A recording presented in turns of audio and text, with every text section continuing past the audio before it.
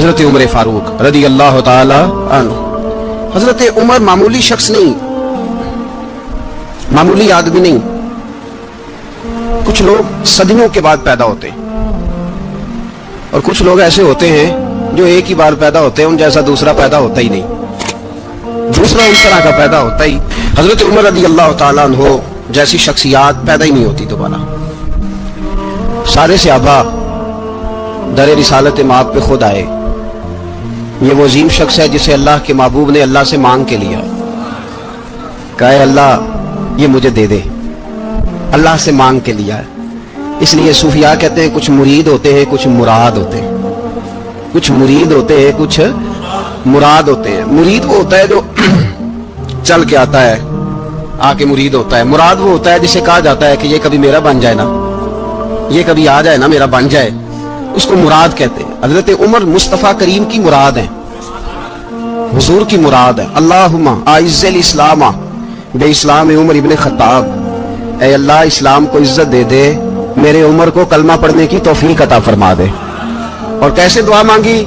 وہ یار حضرت عمر کی تو اس فضیلت کا کوئی جواب نہیں دے سکتا، میرے رسول پاک علیہ السلام سب کے لیے دعا مانگتے ہیں نا، حضور کی دعا عام ہے، لیکن مصطفیٰ کریم نے کعبے کا غلاف تھام لیا اور غلاف کعبہ کو حضور نے سینے سے لپٹایا اور سینے سے چمٹا کے کہا اللہ میں نے تو کبھی سوال ہی زیادہ نہیں کیے، میں کرنے آیا ہوں، مجھے عمر دے دے، عمر دے دے۔ حضور نے مانگ کے لیا۔ اور پھر جب جس کو حضور مانگے اللہ سے کہ حضرت عمر رضی اللہ تعالیٰ عنہ کا آج یوم شہادت ہے، میرا تو دل کرتا تھا کہ فجر سے باتیں شروع ہوں اور سارا دن ہی عمر کی باتیں ہوتی رہیں، سارا دن جناب عمر کی باتیں، سارا دن، اس لیے کہ ذکر جناب عمر کا ہوگا پر راضی اللہ کے رسول ہوں گے صلی اللہ ہو تو جاگ کے بیٹھے، خوش ہو کے بیٹھے۔ ہمارے ہاں منایا ہی نہیں جاتا، بابے اللہ کی تا ساون بھادروں اسو کتا تے منڈے جنوری فروری، تو اسلامی سال بھی گیا اور وہ تاریخیں بھی ساری گئیں۔ یکم محرم امت مسلمہ کے لیے بہت بڑا دن ہے، بہت بڑا دن، یہ شہادت ہے حضرت عمر فاروق کی رضی اللہ تعالی عنہ۔ یہاں چھوٹی چھوٹی باتوں پہ گورنمنٹ چھٹی کرتی پھرتی ہے، چھوٹی چھوٹی باتوں، الیکشن ہو گیا تو چھٹی، فلاں جگہ پہ تھوڑا سا کسی نے خبر دے دی کہ کوئی پریشانی ہے تو چھٹی، فلاں جگہ یہ ہو گیا تو چھٹی، یہاں تک کہ فلاں وزیر صاحب فلاں علاقے میں آئیں گے تو سارے علاقے کو چھٹی۔ اور اب تو اس سے بڑا حال ہونے لگا ہے، اگر جن لوگوں کی سندھ میں حکومت ہے ان کے لیڈر کا دن آیا تو اس دن چھٹی، اور جن کی پنجاب میں حکومت ہے ان کا دن آیا تو چھٹی۔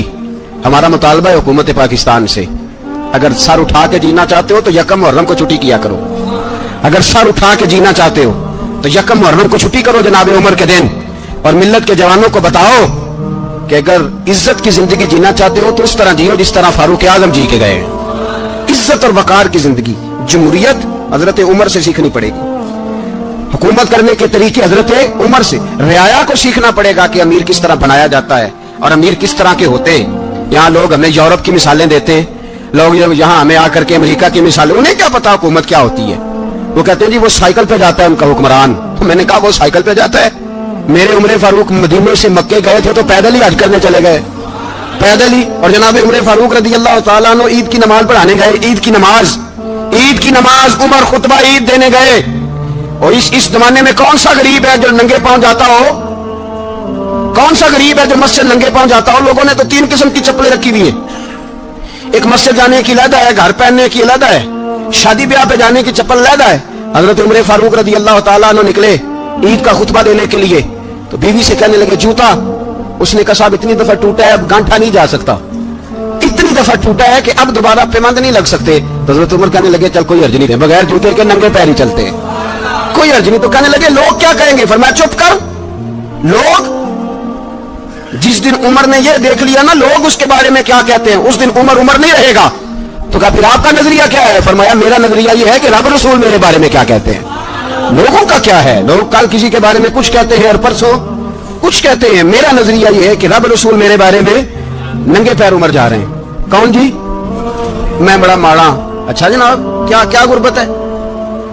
10 قسم کے جوڑے لٹکے ہوئے ہیں کمرے میں اور پہننے کی فرصت نہیں، سویرے کیا پہننا ہے شام کیا پہننا ہے، 15 سوٹ کٹھے استری ہو کے لانڈری والا بھیج رہا ہے، اور تو غریب ہے، تو بہت بڑا غریب ہے۔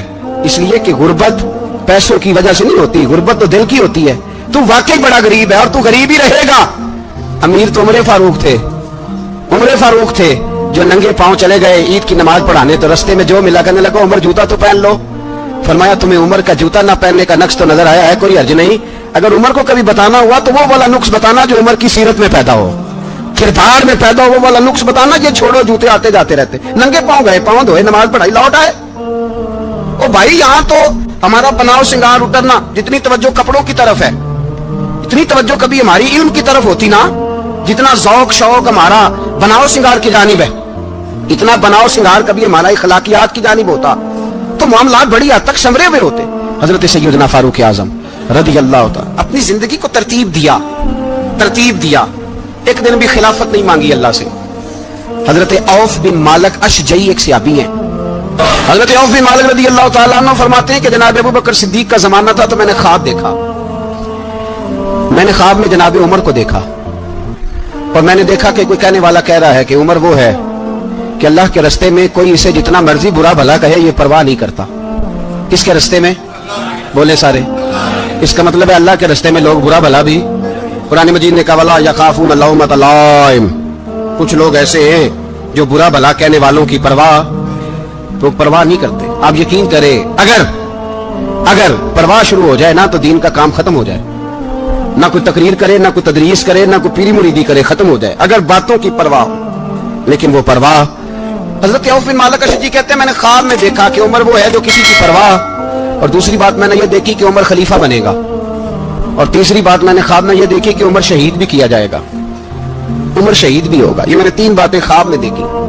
فرماتے ہیں میں نے آ کے خواب حضرت ابو بکر صدیق کو سنائی. وہ خلیفہ تھے. وہ کہنے لگے ٹھہر جاؤ میں عمر کو بلاتا ہوں، اس کے سامنے دوبارہ سنانا. اس کے سامنے فرماتے ہیں میں نے بلایا حضرت عمر فاروق کو، آ کے بیٹھے. خواب شروع ہوا. ایک بات تو میں نے یہ دیکھی کہ آپ ملامت کرنے والے کی پرواہ نہیں کرتے. دوسرا آپ خلیفہ بنے گے. جناب عمر کہنے لگے چپ کر، ابو بکر کے سامنے ہی کہہ رہا ہے، چپ کر، خلیفہ کے سامنے ہی کہہ رہا ہے. تو ابو بکر صدیق کہنے لگے عمر اسے کہنے دو، مجھے لگتا ہے رب کی رضا یہی ہے کہ میرے بعد اگر مصطفیٰ کا منبر ملے تو عمر کو ملے. اسے کہنے دو. یار یہاں تو لوگ ڈینگے مارتے ہیں، یہاں تو لوگ دعوے کرتے میرے سامنے فلانے کو بھی بٹھاؤ، فلانے کو بھی بٹھاؤ، اس کو کیا پتا، اس کو کیا پتا. یہ تو بڑکے مارنے کا دور ہے. حضرت عمر رضی اللہ تعالیٰ عنہ کو تیسری بات کہی. حضرت عوف بن مالک نے کہا آپ شہید کیے جائیں گے، میں نے خواب دیکھی ہے. نیک لوگوں کے خواب بڑی حد تک سچے ہوتے ہیں. کہا میں نے خواب دیکھی ہے. تو حضرت عمر کہنے لگے شہید تو دلیر لوگ ہوتے ہیں، شہید تو دلیر، جسے سارا زمانہ دلیر کہہ رہا ہے وہ اپنے بارے میں کیا کہہ رہے ہیں؟ کہتے ہیں شہید تو دلیر، میں تو کاہل سا آدمی ہوں، سست آدمی ہوں، میں تو اتنا کام ہی نہیں کرتا. تو یہ خواب تو نے جو ٹھیک ہے دیکھا ہے نا، پھر سے دیکھنا. تو ابو بکر صدیق فرمانے لگے عاجزی نہ کر، انکساری نہ کر، تو جو کہہ رہا ہے ٹھیک کہہ رہا ہے. لیکن مجھے سن کے شکر بھی ہوا ہے اور افسوس بھی ہوا ہے. افسوس اس بات کا کہ تیرے جیسا بطل عظیم چلا جائے گا، اور شکر اس بات کا کہ رب تجھے زندگی بھی اعزاز والی دے گا، اور شہادت کی موت دے کے اللہ تجھے موت بھی عزت والی عطا فرمائے گا. اللہ موت بھی تجھے عزت والی دے گا، تجھے کاہلوں جیسی موت اللہ. حضرت فاروق اعظم رضی اللہ. بھائی یہاں تو اس زمانے کا سب سے بڑا مسئلہ پروٹوکول ہے. لوگوں پتہ ہوتا ہے کامل پیر ہے، کامل مرشد ہے، لوگ نہیں جاتے. میں کسی کا مرید ہو جاؤں میرا پروٹوکول کدھر گیا؟ پتہ ہوتا ہے یہ کامل استاد ہے، میں اس کے پاس بیٹھوں گا تو میری تربیت کرے گا، لیکن لوگ شاگرد نہیں بنتے. میں کدھر گئی؟ یہ پروٹوکول کی مصیبت ہے نا، اس نے بڑے بڑے لوگ زیرو کر دیے، بڑے بڑے لوگ. اور یہ مت سمجھے کہ آپ کا وزیر اعظم پروٹوکول لیتا ہے یا آپ کا صدر پروٹوکول، وزراء، ایسی کوئی بات نہیں. ہم چھوٹے طبقے سے لے کر بڑے سارے پروٹوکول کے قائل ہیں. ہمارا تو داماد بھی کہتا ہے کہ مجھے پوچھا نہیں میں تمہارے گھر کیوں آؤں. ہمارا تو بھائی ہر شخص اعلان کرتا ہے پروٹوکول کا، فلانے نے عزت نہیں دی تو واپس آ جاؤ، فلانے نے سلوٹ نہیں کیا تو واپس آ جاؤ. لوگ جہاں سلوٹ کرنا چاہیے وہاں بھی سلوٹ کرانے کے قائل ہیں.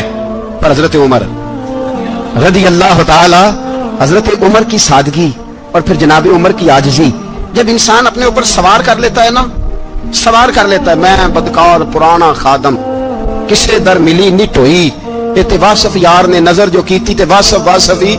میں اکثر سوچتا ہوں حضور نے جہاں بھی کہا نا، فرمایا میرے بعد نبی ہوتے تو خطاب کے بیٹے عمر ہوتے. حضور نے فرمایا عمر جس رستے سے جاتا ہے شیطان وہ رستہ بدل جاتا ہے. نبی پاک صلی اللہ علیہ وسلم نے فرمایا میرا عمر وہ ہے کہ اس کی زبان پر حق جاری ہے.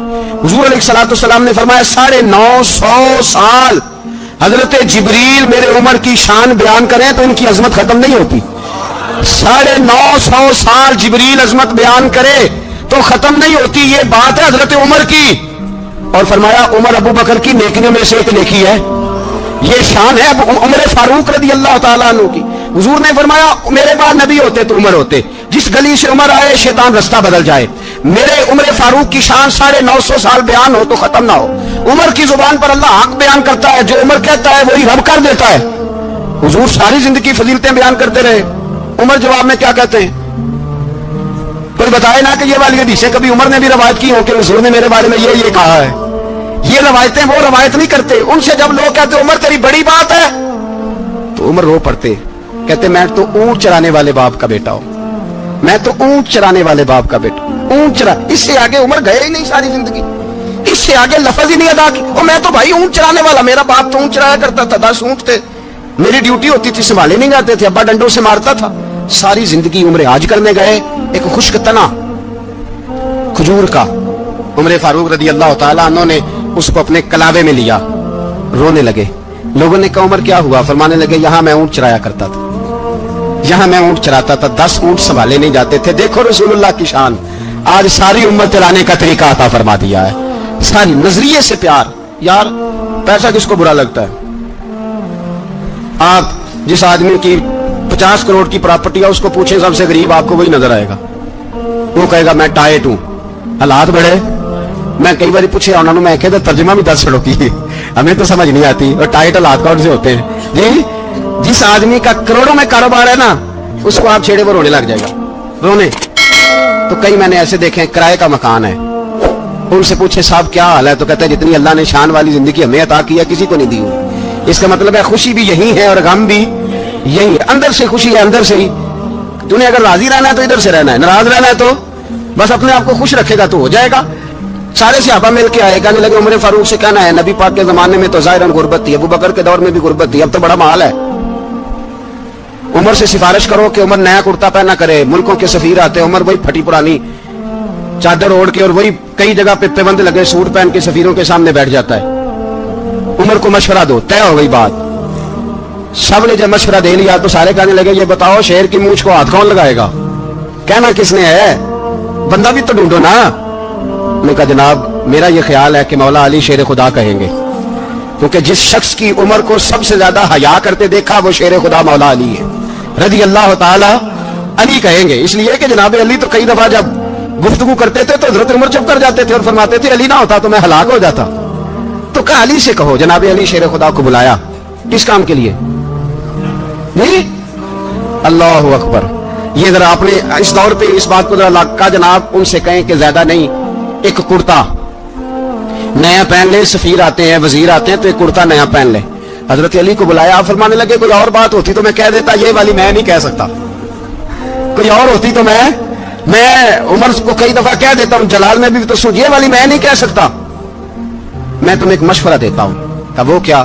کہنے لگے سیدہ عائشہ صدیقہ سے کہو, وہ مومنوں کی ماں ہے, عمر ٹالے گا نہیں. اماں جی سے جا کے کہا اماں جی نیا کرتا عمر سے کہیں پہن لیں. وزیر آتے ہیں, بڑے بڑے لوگ, تو چلو کوئی حرج نہیں. اماں جی نے کہا اچھا کوئی بات نہیں میں بلا لیتی ہوں. جناب عائشہ نے پیغام بھیجا. جب خادم نے کہا نا مصطفیٰ کے گھر سے پیغام آیا ہے تو 20 لوگ بیٹھے تھے. عمر کانپتے ہوئے اٹھے, کانپتے دوڑے.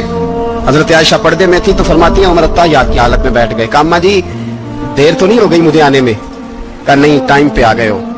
کس لیے بلایا تھا؟ کہا عمر دیکھو غربت کے معاملات اور ہوتے ہیں, جب اللہ آسانی دے تو کوئی چیز استعمال کرنا حرام نہیں ہوتی, اگر حرام ہے تو بتاؤ. کہا نہیں اماں جی حلال ہی ہے. تو فرمایا پھر اتنے سفیر آتے ہیں, مشیر آتے ہیں, اب تو مال غنیمت بڑا آتا ہے, ڈھیر لگ جاتے ہیں مسجد میں, تو چل ایک نیا کرتا تم بھی پہن لیا کرو. اور آپ نیا کرتا پہنو گے تو دھاک بیٹھے گی غیروں پر. تو صحابہ کا مشورہ ہے کہ آپ نیا لباس پہنے. اماں جی کہتی ہے میں نے حکم دیا تو عمر چپ کر گئے, گردن جھک گئی.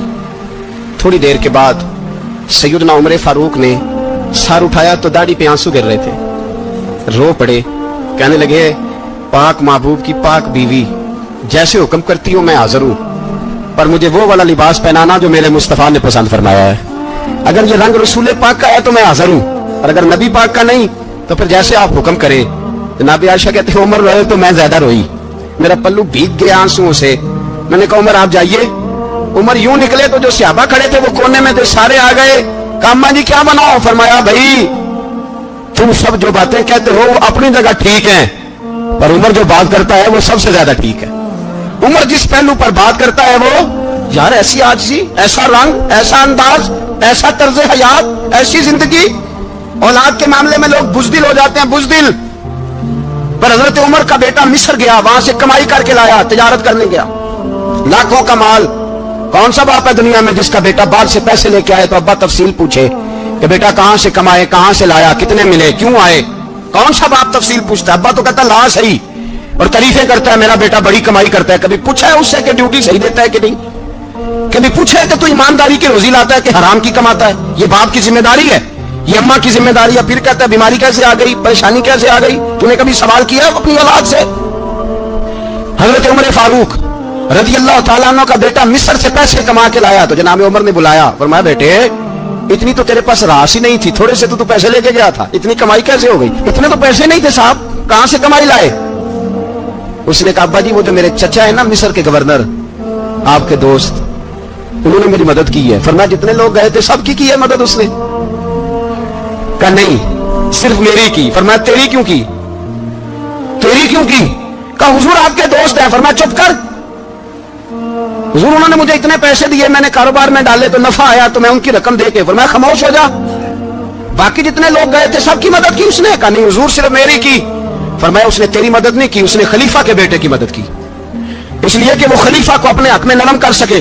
फरमाया आधा माल तेरा है, आधा माल गनीमत का है, माल खजाना का है, मुसलमानों का है, इसलिए कि तू जो वहां से माल कमा के लाया है वो अपने बाप के खलीफा होने की वजह से कमा के लाया है, लिहाजा रख इधर।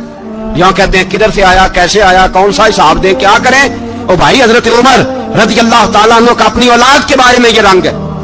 एक जंग से ना खुशबू आई, खुशबू बड़ी महंगी होती थी, अरब में खुशबू आज भी बड़ी महंगी है, वो ज्यादा इस्तेमाल करते हैं। मेरी बातों की समझ आ रही है मेरे भाई? बड़ी महंगी खुशबू थी। जब वो खुशबू आई तो हजरत उमर ने कहा, घर में पहले पहुंची हजरत उमर के, चूंकि ज्यादा औरतें इस्तेमाल करती थी घर के अंदर खुशबू, मर्द भी लगाते थे। हजरत उमर ने अपनी बीवी से कहा, आपकी ज़ौजा जो थी वो बड़ी खुशबू को पसंद करती थी। हजरत उमर ने अपनी ज़ौजा से कहा कि खुशबू लाओ, मैंने एक औरत की ड्यूटी लगाई है, वो खुशबू तोल तोल के ना तो भाई सब बराबर सहाबा में बांट देगी। तो आपकी ज़ौजा कहने लगी किसी बीबी की ड्यूटी लगाने की क्या जरूरत थी, मैं जो मौजूद थी मैं बांट देती हूँ तोल के भाई सब बराबर। आपने फरमाया नहीं तू रहने दे, तो फलानी बीबी बांटेगी। हुजूर मैंने भी बांटनी है, मेरे पे कुछ शक है? आपने फरमाया नहीं तू तफसील ना पूछ, तू खुशबू दे दे, कोई और बांटेगी। खातूने खाना पीना कहने लगी नहीं मुझे भी आज आपको बताना ही पड़ेगा कि कोई जो बांट सकती है तो मैं क्यों नहीं बांट सकती? ज़ौजा कहती उमर ने बात की तो मेरी चीखें निकल गई। हजरत उमर फरमाने लगे जब तू खुशबू बांटेगी ना तेरे हाथों को भी लगेगी, तेरे दुपट्टों को भी लग जाएगी। अगर रब करीम ने मुझसे सवाल पूछा कि उमर खुशबू तो मुसलमानों की थी, तेरी बीवी के दुपट्टे को क्यों लग गई, तो मैं अल्लाह के हुजूर क्या जवाब दूंगा? अगर अल्लाह ने यह सवाल किया कि तेरी बीवी ने क्यों लगाई, वो तो हिस्सा था मुसलमानों का, तो तुमने तेरी बीवी ने क्यों लगाई? तो फरमाया मैं नहीं चाहता कि अल्लाह के हुजूर मुझे और तुझे बाज़पुरस हो, लिहाजा किसी और को बांटने दे। ज़ौजा रोई और तड़प के कहने लगी उमर मुझे लगता है सुबह कयामत भी तेरी बीवी होने की वजह से अल्लाह मुझे जन्नत अता फरमा देगा, तेरी ज़ौजा होने की बरकत से। भाई ये मेयार रखा, खुदा की कसम ऐसा शख्स तारीख में दोबारा नहीं आया। इतना बड़ा आदमी, इतना बड़ा शख्स, इतना बड़ा आदमी, और फिर रंग ये है कि उमर 22 लाख मुरब्बा मील का हुक्मरान, 22 लाख, और खजूर के दरख्त के नीचे मट्टी का ढेला लेके सो गए हैं, परवाह कोई नहीं, कोई मसला ही नहीं। दो गुलाम साथ बैठे तो एक रोटी हजरत उमर ने घर से मंगवाई, थोड़ा सा सिरका, तो गुलाम कहने लगे हमने भी खानी है। फरमाया कोई अर्ज नहीं, रोटी को पेट भर के खाना जरूरी तो नहीं, 3 हिस्सों में बांट लेते। एक आदमी आया हुआ था मिस्र का रहने वाला मिलने के लिए, उसने पूछा उमर किधर है, तो कहा वो उधर जाओ मस्जिद में बैठे होंगे, और वापस आया तो कहने लगा वहां तो 3 गुलाम बैठे हैं, एक रोटी बांट बांट के खा रहे हैं, लगता है कई दिनों से रोटी नहीं मिली। कहा 3 गुलाम तो कोई नहीं, वहां 2 ही थे, तीसरे तो मिलमों में नहीं थे। उसने कहा नहीं नहीं 3 गुलाम है, कपड़े भी एक तरह के पहने हुए, बल्कि 2 के तो फिर सही है, तीसरे के तो ज्यादा मारे हैं। कपड़े भी एक तरह के, खाना पीना भी एक तरह का, और उनका नशिस्त बर्खास्त भी एक तरह की है, लिहाजा कोई फर्क नहीं। हजरत अबू हुरैरा कहते हैं मैं लेके आया और जनाब उमर को जब मैंने कच्ची जमीन में तामत समेत बैठे देखा तो मैं रो पड़ा। मैंने उस मिस्र से आने वाले को कहा तू इसके जलवे देख, اگر اس کی ذات میں اتنا حسن ہے تو محمد عربی کا مقام کیا ہوگا؟ یہ مقام غور ہے، مقام غور۔ 10 محرم کو لوگ دیکھے پکائیں گے نا، نہیں پکانی ہے؟ کوئی بول دے نہیں، ہاں نہ نہیں کر دے، پروگرام بدلیا تو نہیں جی عید کی کہ وہی کام شروع ہوا لات ٹائٹ ہونے والا، کیوں جی؟ پکڑی ہے نا، دیکھیں 10 محرم کو انشاءاللہ تعالی ہم بھی پکائیں گے انشاءاللہ، یہاں بھی پروگرام ہوگا۔ تو 10 محرم کو جو دیکھ پکنی ہے تو ایسا نہیں ہو سکتا کہ یکم محرم کو حضرت عمر کے نام کی بھی کوئی پک جائے۔ اگر امام حسن حسین کے نام کی دیکھیں پکے تو جو امام حسن حسین کے سے پیار کرنے والے ہیں، جو امام حسن حسین سے، ہم لوگوں نے بھی عجیب رٹا اپنایا ہے نا، ہم لوگ بات کا ایک پہلو دیکھتے ہیں دوسرا نہیں دیکھتے۔ حضرت امام حسن اور حسین کو بھی نبی پاک نے شہید کہا، اور جناب عمر کو بھی رسول اللہ نے خود شہید فرمایا، فرمایا شہید ہے، خود فرمایا اپنی زبان سے کہ یہ شہید ہے، خود میرا عمر شہید ہے۔ تو ان کے نام کی دیکھ نہیں پکنی چاہیے، اس طرف نہیں ہماری توجہ ہونی چاہیے۔ اور اہل بیت نبوی، یہ بات میں پہلے بھی کرتا ہوں، آج پھر کرنا ضروری سمجھتا ہوں، اہل بیت کا پیار، سن لو کان کھول کے، اہل بیت کا پیار اگر ہمیں کسی نے سکھایا ہے تو سیدنا عمر فاروق نے سکھایا ہے۔ اہل بیت نبوت کی محبت اگر کسی نے سکھائی ہے تو کس نے سکھائی ہے؟ بول کے بتائیے۔ حضرت عمر نے، اہل بیت کا پیار ہمیں حضرت عمر نے بول کر کے سکھایا ہے۔ بھائی یاد رکھے، کسی کی طاقت نہیں تھی دم مارنے کی، حضرت عمر کے سامنے طاقت ہی نہیں تھی، کیسر و کسرا کانپ جاتے تھے، جرأت ہی نہیں کرتے تھے حضرت۔ اور ہمارے تو تعلقات بڑے ہیں نا غیروں سے۔ حضرت ابو موسیٰ اشعری رضی اللہ تعالیٰ عنہ فرماتے ہیں میرا منشی عیسائی تھا، وہ کاتب کہتے تھے وہ لوگ، میرا حساب کتاب عیسائی تھا۔ تو فرماتے ہیں ایک دن میں نے وہ سارا حساب کتاب لین دین کے حضرت عمر کو دکھایا تو فرمانے لگا جس نے لکھے ہیں اس کو بلاؤ۔ کہنے لگے ضرور مسجد نہیں آ سکتا، کیوں نہیں آ سکتا؟ کہنے لگے وہ عیسائی ہے۔ کہتے ہیں حضرت عمر جلال میں آ گئے، آپ فرمانے لگے جنہیں رب دور کرتا ہے تم کیوں قریب کرتے ہو؟ یعنی اللہ دور کرتا ہے۔ فرمایا تم غیروں کو اگر عہدے دو گے تو اپنوں کا کیا بنے گا؟ اگر تم غیروں کو عہدے دو گے تو اپنوں کا، یہ سوچ ہے جو آج برما کے مسلمانوں کے لیے بھی ضروری ہے۔ کہا اگر تم غیروں کو عہدے دو گے تو اپنوں کا۔ ہم نے غیروں کو عہدے دیے تو دیکھا نا اپنے کس طرح کاٹے جا رہے ہیں۔ غیروں کو جو عہدے دے دیے، جرانے سارے غیروں سے روز دعویٰ ہوتا ہے چین ہمارا سجن ہے، چین ہمارا دوست ہے۔ وہ بھائی دوست ہے تو اس سے کہو نا کہ برما تو تمہاری ایک چھوٹی سی ریاست ہے، چین کے بغیر تو وہ سانس بھی نہیں لے سکتا، اس کو کہو نا اس حکومت پہ دباؤ ڈالے۔ لیکن ہم لوگوں نے غیروں کو دے دیا تو اپنے پس گئے۔ حضرت عمر کہتے تھے ذمہ کا ہم ادب کریں گے، ذمہ کافر کا ہم، ایسا کافر جو مسلمان ریاست کو قبول کرے، بدامنی نہ پھیلائے۔ ایک آدمی کو آپ نے دیکھا آنکھوں سے نابینا ہے اور بھیک مانگ رہا ہے، تو حضرت عمر کو نظر آ گیا، فرمایا کون ہو؟ اس نے کہا میں یہودی ہوں۔ فرمایا بھیک کیوں مانگتے ہو؟ کہا جب تک تندرست تھا مسلمانوں کو جزیہ دیتا تھا، بوڑھا ہو گیا ہوں کیا کروں؟ حضرت عمر نے گھوڑے کی پشت پہ بٹھایا، کافر کو گھوڑے کی پشت پہ بٹھایا اور بٹھا کے مدینے لائے۔ حضرت علی شیر خدا وزیر خزانہ تھے، فرمایا علی اس کا وظیفہ جاری کرو۔ کہا یہ کون ہے؟ فرمایا یہ یہودی ہے لیکن یہ ہمیں جزیہ دیتا رہا، بوڑھا ہو گیا بیچارہ، بھیک مانگنے پہ مجبور ہے، ہماری حکومت کے اندر رہتا ہے، اس کا پورا وظیفہ جتنا خرچہ اتنا وظیفہ لگاؤ۔ حضرت علی کہتے ہیں میں وظیفہ لگا رہا تھا اور وہ میرے نبی کا کلمہ پڑھ رہا تھا، وہ رسول اللہ کا کلمہ پڑھ رہا تھا۔ یہ مزاج، یہ نہیں کہ کافر۔ حضرت عمر نے گورنروں کو خط لکھے تھے کہ زبردستی کسی کو مسلمان نہیں کرنا، جہاں ان کی عبادت گاہیں بنی ہو گرانی نہیں، کوئی مندر کوئی گرجا ضائع نہیں کرنا۔ اسلام سب کو جینے کا موقع دیتا ہے، پر بے ایمانوں ظالموں بدذاتوں تمہیں یہ کہتا ہے کہ ہم تمہیں جینے کا موقع دیتے ہیں، تم بھی مسلمانوں کو جینے کا موقع دو۔ یہ جہاں بستے ہیں جہاں رہتے ہیں انہیں وہاں جینے کا موقع دو، انہیں بھی اللہ اکبر کہنے کا موقع دو، انہیں بھی قرآن پڑھنے کا موقع دو، انہیں بھی رسول اللہ پر درود پڑھنے کا موقع دو۔ ہمارے ملک میں عیسائی اپنی مرضی سے کھلے عام تبلیغ کرتے ہیں، یہاں تو چینل چلائے ہیں عیسائیوں نے۔ کسی مذہبی جماعت نے کبھی جلوس نکالا ہے کہ عیسائیوں کا چینل بند کرو؟ بولے نکلا ہے کہ نہیں نکلا؟ کتنے ظلم کی بات ہے۔ ہم جب غیر کو اتنا تحفظ دیتے، ہم نے دیکھا ہے، مجھے 20 لوگوں نے عید پہ ٹیلی فون کیے کہ عیسائیوں کو قربانی کا گوشت دے لیں، مجبور ہیں جی، دروازے پہ آ گئے ہیں، ہمارے کام کاج کرتے ہیں 20 لوگ۔ عام آدمی کے دل میں ان کا اتنا جذبہ ہے، وہ مسائل کا بیان کرنے کا علیحدہ بات، لیکن ہمارے دل کافر کے حق میں بھی نرم ہو جاتے۔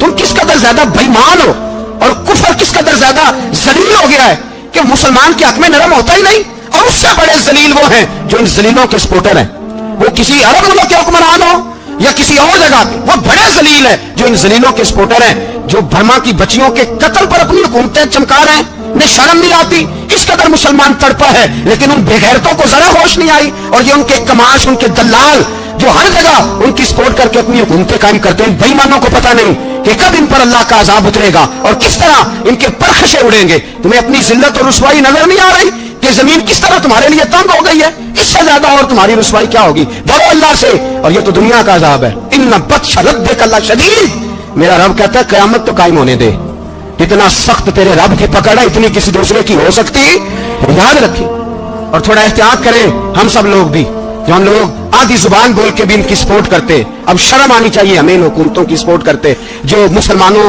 کی لاشوں کے اوپر حکومتیں قائم کرتے ہیں، شرم آنی چاہیے۔ بہرحال بات دور نکل جائے گی، اور میں اپنے مضمون پہ رہتا ہوں۔ اہل بیت کا پیار اگر سکھایا ہے تو جناب عمر نے سکھایا ہے رضی اللہ تعالی عنہ، امام حسن ملنے۔ آپ یقین کریں میں جب اس واقعہ کو پڑھتا ہوں تو میرا دل جھوم جاتا ہے، میں کہتا ہوں یار ڈاٹا ہونا اپنی جگہ پہ، عشق ہونا اپنی جگہ پہ، انسان کا باوقار ہونا اپنی جگہ، جہاں کھڑے ہونا تھا وہاں یہ کھڑے ہوتے تھے، اور جہاں جھکنا تھا وہاں یہ ان لوگوں میں اقبال نے کہا تھا تیری نگاہ ناز سے دونوں مراد پا گئے، عقلے کی یاب و جستجو عشق حضور و اضطراب، جہاں اگر آیا ہے سامنے کیسر و کسرا تو عمر جیسا دلیر کوئی نہیں، اگر سامنے آیا ایران کا بادشاہ تو عمر جیسا تگڑا کوئی نہیں، اگر آیا ہے سامنے غسان کا بادشاہ تو عمر جیسا عادل کوئی نہیں، لیکن اگر علی کا بیٹا آیا ہے، اگر فاطمہ کے لال پارے آئے ہیں تو پھر فاروق اعظم سے جیسا محب کوئی نہیں، پھر ان سے جیسا پیار کرنے والا کوئی نہیں۔ اندر بیٹھے ہیں جناب عمر، اندر تنہائی میں کچھ وزیروں سے گفتگو ہو رہی ہے، میٹنگیں جاری ہیں، آپ کے بیٹے ملنے آئے جناب عبداللہ ابن عمر، ابا جی ملنا ہے، بات ٹھہرو بات کر رہا ہوں، کوئی نہ اندر آئے، صاحب زیادہ باہر کھڑا ہے، تھوڑی دیر گزری تو امام حسن بھی آ گئے۔ کون آئے؟ آپ کو اجر ملے گا امام صاحب کا نام لینے سے، وہ سردار ہیں جنتیوں۔ کون آئے؟ سارے بولیے امام حسن، تیری نسل پاک میں ہے بچہ بچہ نور کا، تو ہے نور تیرا سب گھرانا۔ امام حسن آئے تو حضرت عبداللہ ابن عمر کو دروازے پہ کھڑے دیکھا، کہا امیر المومنین کہاں ہیں؟ کہنے لگے حضرت عمر کے بیٹے، کہنے لگے وہ اندر بیٹھے، کچھ میٹنگ ہو رہی ہے اور انہوں نے کہا کوئی اندر نہ آئے، لیکن آپ جانا چاہیں تو چلے جائیں، آپ جانا چاہیں تو، تیری نسل پاک میں ہے بچہ بچہ نور، آپ جانا چاہیں تو چلے جائیں۔ تو انہوں نے کہا جب آپ باہر کھڑے ہیں تو مجھے کوئی اتنا ضروری کام نہیں، اور ابھی زور کی نماز تھوڑی دیر میں ہوگی، میں مسجد میں مل لوں گا امیر المومنین سے۔ یہ بات کہہ کے امام حسن چلے گئے۔ یار اتنی بڑی بات نہیں تھی، اتنی بڑی بات نہیں تھی، اور میرے استادوں کا بیٹا بھی آئے تو کہا ٹھیک ہے جی وہ سوئے ہوئے ہیں تو کوئی غرض نہیں یار، میں ٹھہر کے آ جاؤں گا، کوئی بڑی بات نہیں تھی، دیکھا جائے تو بڑی بات نہیں تھی، پر بات بہت بڑی تھی، اس لیے کہ یہ خالی حسن نہیں، یہ حسن ابن علی ہے، یہ حضرت فاطمہ کے لخت جگر۔ حضرت عمر باہر نکلے، عبداللہ ابن عمر سے پوچھا کوئی آیا تو نہیں؟ تو کہا حضور امام حسن آئے تھے۔ تو کہا پھر شہزادے کو اندر کیوں نہیں بھیجا؟ کہا میں نے کہا تھا، وہ کہنے لگے اگر امیر المومنین مصروف ہیں تو میں ظہر میں مل لوں گا۔ حضرت عمر رونے لگے، فرمایا بیٹے تو نے اچھا نہیں کیا۔ پھر مسجد میں گئے، سیدھے امام حسن کے دروازے دستک دی، امام حسن باہر آئے، کہا شہزادے آئے تھے تو ملے کیوں نہیں؟ تو امام حسن کہنے لگے حضور آپ کا اپنا بیٹا دروازے پہ کھڑا تھا، آپ کا اپنا بیٹا دروازے پہ کھڑا تھا، وہ منع بھی کیا تھا آپ نے تو میں زور میں مل لیتا۔ حضرت امام حسن فرماتے ہیں جوش جذبات میں جناب عمر نے سر سے پگڑی اتار دی، جوش جذبات میں کہنے لگے حسن میرے بیٹے کا اور آپ کا کیا مقابلہ؟ کیا اس کی ماں کا نام فاطمہ الزہرا ہے؟ کیا اس کی نانی کا نام خدیجۃ الکبریٰ ہے؟ کیا اس کے نانے کا نام محمد مصطفیٰ ہے؟ آپ کا اور اس کا کیا مقابلہ؟ پھر رو پڑے اور کہنے لگے بیٹے میں مکے کے صحراؤں میں اونٹ چرایا کرتا تھا، یہ جو میرے سر پر عزت کے بال ہیں یہ تیرے نانے کے اگائے ہوئے ہیں، میں مکے کے خبردار شہزادے خبردار۔ او بھائی اہل بیت نبوت کے ادب کا رنگ اگر سکھایا ہے تو سیدنا عمر نے سکھایا ہے۔ حضرت عمر فاروق اتھارٹی ہے، اسلام کی اتھارٹی۔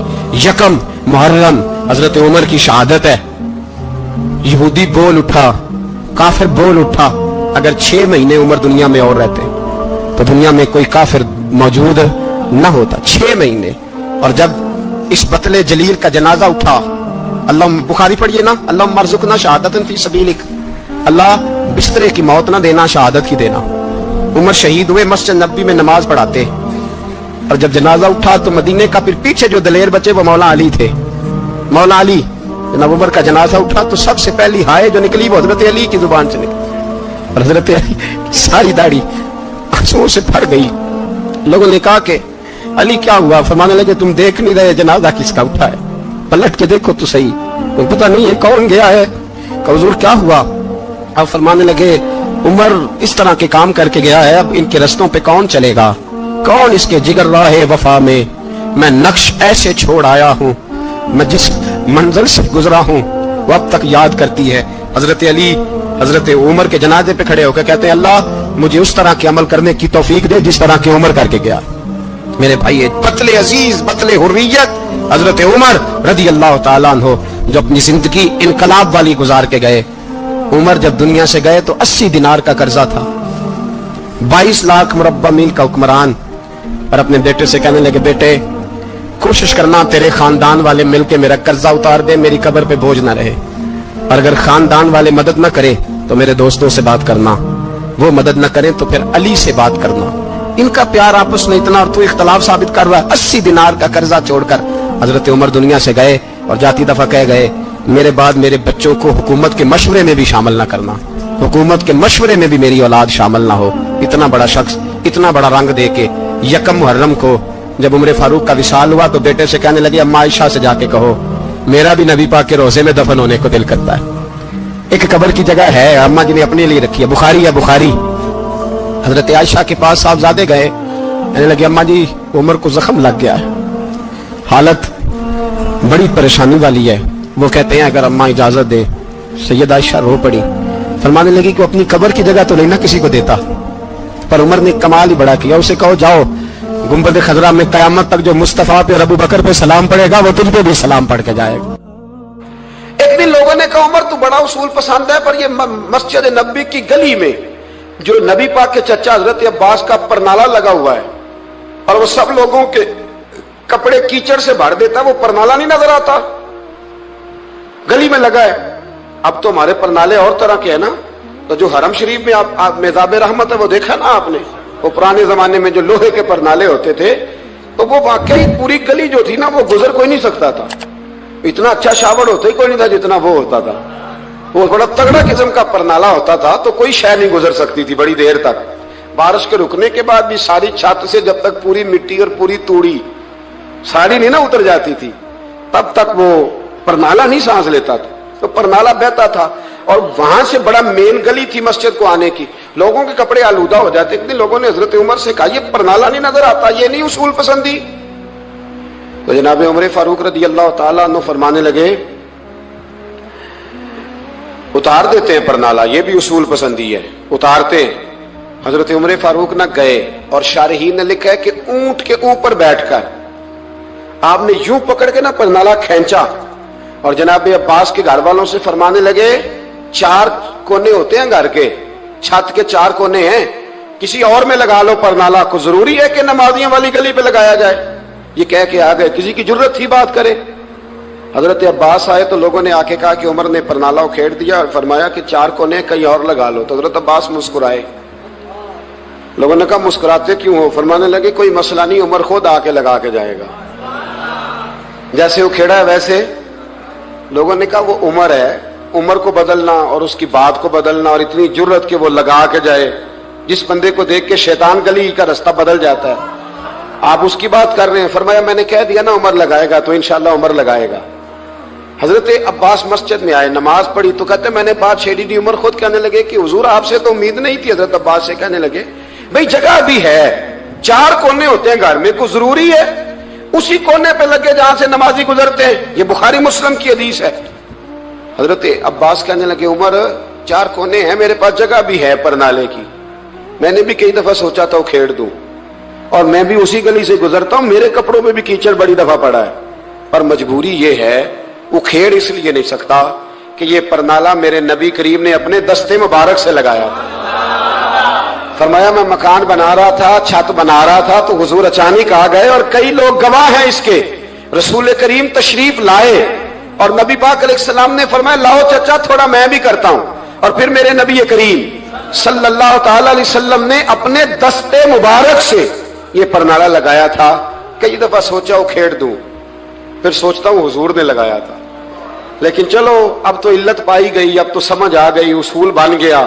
اب تو اصول بن گیا نا, تو ٹھیک ہے آپ اب اس طرح کریں, اکھیڑ دیا تو ٹھیک ہے. جناب کہنے لگے پہلے کیوں نہیں بتایا؟ بھئی وہ نمازیوں پہ چیٹے پڑتے ہیں, گلی کا رستہ ہے. فرمایا رست پڑتے ہیں تو پڑھتے رہے, آپ نے بتایا کیوں نہیں؟ حضرت جناب عباس کہنے لگے کہ آپ کا کیا خیال ہے کہ میں یہ کروں گا کہ لوگوں پہ چھینٹے پڑے اور مجھے پرواہ نہ ہو؟ حضور نے لگایا تھا, حضرت عمر فاروق نے نا جناب عباس کا بازو تھاما، تن تندور تے ہڈاں دا بالن، بازو تھاما اور تھام کے نا اسی جگہ لے گئے جہاں پرنالا کھیڑا تھا۔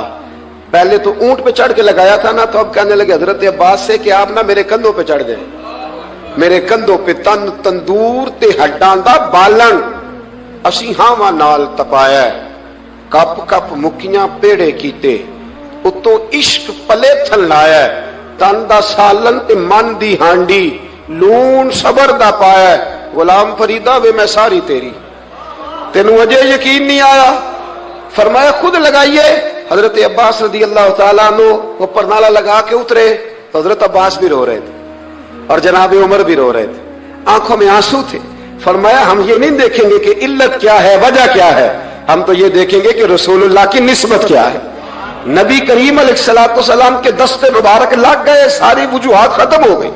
اب جس کے کپڑوں میں پانی پڑتا ہے پڑے، جس کو تکلیف ہوتی ہے ہو، لیکن چونکہ یہ رسول پاک صلی اللہ علیہ وسلم نے دست مبارک سے لگایا ہے، تو مزاج یہ ہے کہ جہاں بات آئے گی ذات رسالت کی، وہاں باقی کے قانون چھوڑ دیے جائیں گے، وہاں باقی کے معاملات چھوڑے جائیں گے، وہاں تکلف سے نکلا جائے۔